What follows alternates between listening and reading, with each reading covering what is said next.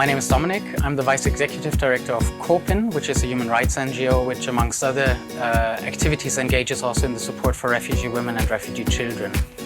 Through one of our latest projects called YEP, we'll be able to engage refugee youth as well as Maltese youth coming from a socially disadvantaged background in informal educational workshops on photography as a means of art.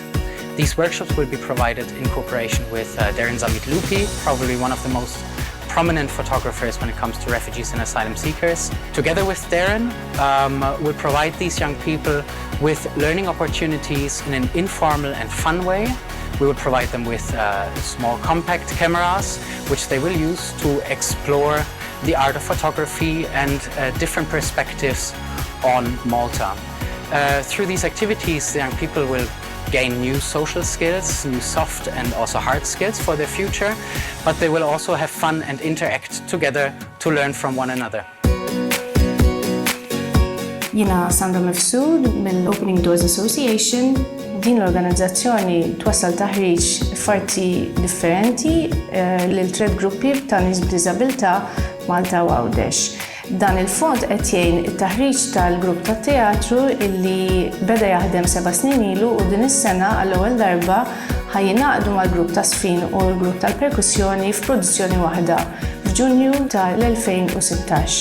Din il-produzzjoni wkoll ħaddur ma' lokalitajiet differenti f'Malta u Għawdex. Jiena Roberto Calleja naħdem bħala Youth Worker Junior College fuq dan il-proġett qed naħdmu aħna flimkien mal-Aġenzija Żgħażagħ, il-Paulo Freire u l-Media Center. Lan huwa li permezz ta' kreattività nkattru l-involviment ta' persuni differenti fis-soċjetà u fid-dinja tax-xogħol. Il-proġett se jlaqqa' żgħażagħ minn oqsma differenti irawwimhom f'ħiliet varji tal-komunikazzjoni u tal-midja soċjali u jgħinhom joħolqu xogħlijiet tal-arti diġitali madwar tema soċjali li għażlu huma stess. Dawn ix-xogħlijiet ser ikunu esposti b'mod fiżiku u diġitali biex iħajru żgħażagħ jinvolvu ruhom. Jiena Chris Gruppetta mill-Merlin Publishers. Grazzi għal dan il-proġett, issim għal-ktieb se nkunu nindirizzaw lakuna fil-kultura Maltija li hija n-nuqqas sissa ta' aċċessibilità għal-letteratura bil-Malti. Għat-tfal minn tfal li huma neqsin mid-dawl jew li għandhom xi diffikultà ta' qari oħra. B'dan il-proġett se nkunu qed nagħżlu firxa wiesa tal-letteratura tfal minn dik klassika għal dik iżjed kontemporanja, ġeneri, stili differenti u se jiġu irrekordjati b'mod professjonali għall-aħħar ġewwa studio minn atturi u qarja professjonisti taħt id-direzzjoni artistika ta' Giuseppe Ciappara u se jkunu jistgħu jitniżlu mingħajr ħlas f'format diġitali, allura fuq kull apparat differenti minn smartphones għal tablets biex assolutament it-tfal jistgħu jużawhom bl-iżjed mod sempliċi u prattiku għalihom. Jien Marjan Saliba, in-nurse in charge tal-Youth Residence fl-Isptar Monte Carmeli. Lan tagħna huwa li noħolqu pont bejn il-kreattività u t-terapija. Il-kreattività tiffaċilita l-espressjoni, l-intuizzjoni u r-regolazzjoni emozjonali. Tiffaċilita wkoll l-interazzjoni soċjali. Għaldaqstant, irridu nisfruttaw l-opportunità li toffri l-kreattività bħala alternattiva eċċellenti għal terapiji tradizzjonali. F'dal każ qed nifukaw fuq l-użu tat-tafal. Jiena Daniela Zoppardi, il-manager tal-Festival Zigużajk. B'dal-proġett qed noffru esperjenza artistika tal-ogħla kwalità li tinvolvi firxa wiesa ta' żgħażagħ u trattar l-għarfien fuq eating disorders. Biex dan nagħmluh bl-aqwa mod laqqajna l-eċċellenza kreattiva li ħaddan il-Festival Zigużajk mal-għarfien esperti li għandha id-dar kellna żaħdek. Jiena Olivia u jiena Carmen, tnejn li aħna naħdmu ġewwa l-Fondazzjoni Ċentru għall-Kreattività. Din is-sena proponejna proġett tal-arti għal-residenti ġewwa l-Faċilità Korrettiva ta' Kordin.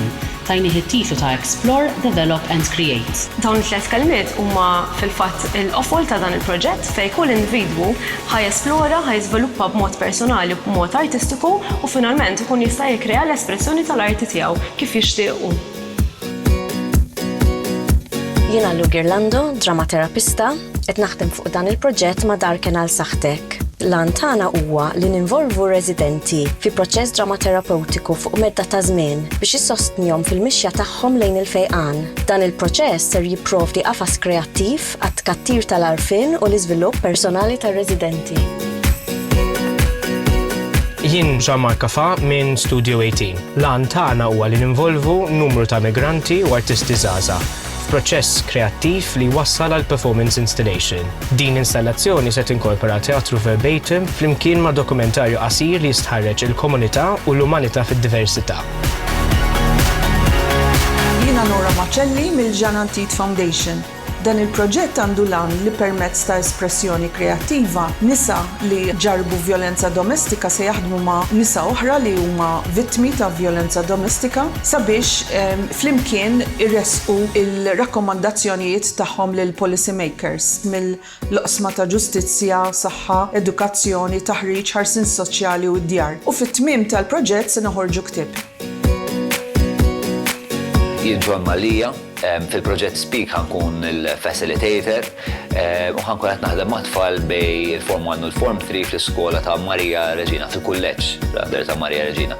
Il-proġett lan tiegħu huwa li jagħti għodda lingwistika biex dawn iż-żgħażagħ li jkunu qed jipparteċipaw ikunu jistgħu jartikolaw dak li jkunu qed jaħsbu, dak li jkunu qed iħossu b'mod dinjetus, b'mod li jkorrabora mal-narrattiva kulturali tagħhom, b'mod speċjali bil-hip hop li jien għandi storja twila ta' mħabba u passjoni tul dawn l-aħħar 12 sena.